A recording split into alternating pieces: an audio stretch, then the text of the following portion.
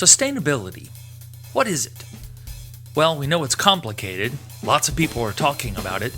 But today I'm going to try and explain exactly what it is, why we need it, and how we go about getting it.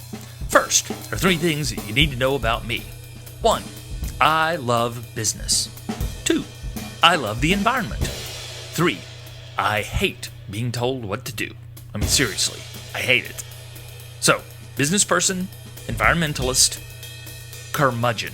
That's me. You got it? You see, I've spent years of my professional life touring the world as a professional illusionist. And because of this, I have a really good understanding of perception and, more important, misperception. Please take a look at this image. Do you see flowers or wheels? Do any of these flowers appear to move? Well, you see, this is a misperception. It is an illusion. The image is completely static, but the shapes and shadows make the flowers appear to move, just ever so slightly, maybe even spinning. Because we see them moving, our mind interprets that to be that they really are moving. We believe they are moving, but they're not. This is an illusion. This is a really good example of a solo illusion. There are also global illusions too. In the year 1075, people of the planet Earth, almost everyone in fact, believed that the Earth was flat, pancake flat. So flat you could drive your car right off the edge and it would fall right off. This is an illusion. In the year 1475, people of the planet Earth, almost everyone, believed we were the center of the cosmos. This is an illusion. In the year 1975, people of the planet Earth believed that these pants looked good on a dude. This is an illusion. Some people today believe that you can do almost anything to the planet and it will not come back to harm us. This is an illusion. Please don't misunderstand me. The Earth is not fragile. It is dynamic, elastic, and really, really huge. But it can and is being harmed by human activity. You see, nature works in cycles. The air, the land, and water, all cycles. The same air that you breathe out gets recycled in this system, and you breathe it back in again sometime in your future. The same molecules of water that make up your body are the same water molecules that might have been part of the Pacific Ocean, or a giant sequoia tree, or, at some time in their past, another human being. Nature works in cycles. But we've built our economy in a straight line. We depend on energy that takes millions of years to make, can only be used one time, and pollutes every time it's used. And we misuse, abuse, and overuse natural resources. We're trying to work outside of the rules that nature has set up. Great question. It matters now for 2 reasons: math and hole digging.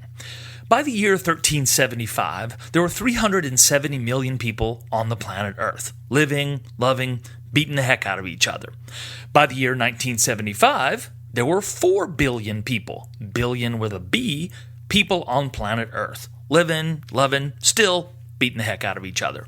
By the year 2012, there were 7 billion people on the planet. Today, 7 billion people, still doing the same thing. By the year 2050, we expect there will be 10 billion people on the planet. 10 billion people on the planet Earth. In and of itself, 10 billion people hanging out on planet Earth is not really a problem. But this brings us to hole digging. A long time ago, you and I had a distant relative named Ugg. If Ugg wanted to dig a hole, he probably dug it by hand.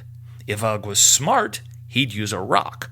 If he was head of the class smart, he would attach a stick to the rock and dig him some serious hole. One day, Ugg invented a shovel. The next day, he invented a front-end loader. He could dig a hole really fast and really deep.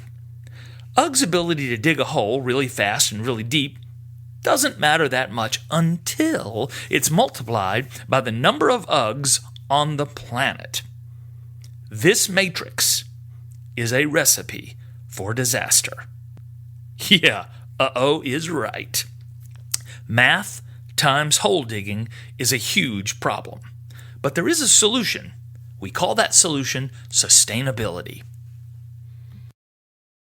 Glad you asked.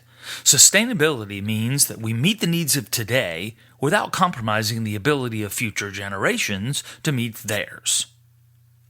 Yeah, it is possible. Even better, because sustainably oriented businesses and sustainably oriented consumers are what will create real long-term sustainability. We've built our global economy in a linear fashion. The world works cyclically. How do we align these? Well, there are two principles of sustainability. 1, it must be renewable. 2, it can't create pollution. And if all 9 billion of us want to be rich, or get richer, we're going to have to do it sustainably. Modern consumers want all products and services to be affordable, quality made, available, non-polluting, people, planet, profit-friendly, and to come from companies that are transparent about all these things. The best thing about sustainability is that it can offer all of them. More importantly, it's an excellent strategy framework for the last 3 specifically: non-polluting, people, planet, profit-centric, and transparency. It turns out that the idea we must choose between economy or the environment is a false dichotomy. It's another illusion. Both national and international studies have shown that sustainably oriented companies do better financially than non-sustainably oriented companies. Specifically, a study by the National Bureau of Economic Research found that sustainably oriented companies had a 4.8% better stock performance. They had lower volatility, higher return on assets, and higher return on equity. It turns out that when companies and consumers focus on sustainability, they can actually use technology to reduce impact on the planet, yet drive economic growth at the same time. The single largest expense for a data center are the chillers that are needed to keep everything inside cool. Yahoo designed theirs in the shape of a chicken coop. The hot air rises out naturally. And they added louvers in the sides of the building to allow the cool air outside to flow through. This design requires much less energy than conventional data centers. Herman Miller. They designed their Mira chair to be 95% recyclable. It contains recycled materials. You can even download the instructions to disassemble the chairs after its useful life. Deconstruction takes about 15 minutes, and 100% of the energy used to make the chair comes from a renewable source. Cintiva does kind of the same thing. They will take back the flooring that they've manufactured at the end of its life, and they will recycle it into new flooring. TerraCycle makes bags out of trash. Literally, things that can't be recycled easily, they make backpacks and bags, lunch boxes. It's very interesting. Luscious Garage specializes in servicing and repairing electric or hybrid cars. They use renewable energy to power almost the entire garage. Lush Shampoo eliminated the bottle and packaging from their shampoos, yet the shampoo lasts longer and does a better job than more conventional shampoos. Tennant eliminated the use of toxic chemicals completely for their industrial push-behind scrubbers by choosing to clean with tap water and electricity. These scrubbers use less energy, less water, and dump 0 chemicals down the drain. Green opportunities are everywhere once we start looking for them. Have you ever owned a red car? I have. The day after I bought mine, I saw red cars everywhere. You see, there weren't actually any more red cars on the road, but my mind, because I'd bought one and my mind thought it was important, had been alerted to the idea that red cars were important to me, and it started looking for them. Psychologists and illusionists know that what we're predisposed to see, we see. Sustainable is attainable, but we need to align our economy with ecology. Will that be easy? No. Do we have to do it? Yes. So, you can choose to be this guy, or you can be this guy, Or you can even try to appeal to this guy. Or you can follow the lead and support these guys. Now don't get me wrong, I love humanity. We invented a device that allows us to talk to someone on the other side of the planet. We even invented a device that allows us to actually leave the planet. For crying out loud, we invented ice cream with sprinkles. We are awesome. But our principal source of energy takes millions of years to make, creates pollution, and can only be used once. We abuse and misuse our planet's natural resources in an unsustainable manner. We are on an unsustainable path, and we must choose a new one.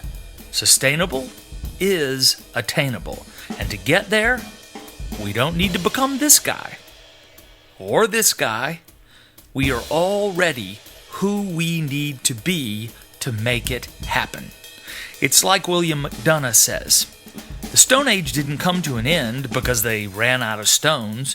It came to an end because humans found a better way to use natural resources. They found a better way to perpetuate the species. We have found that better way, and it's called sustainability.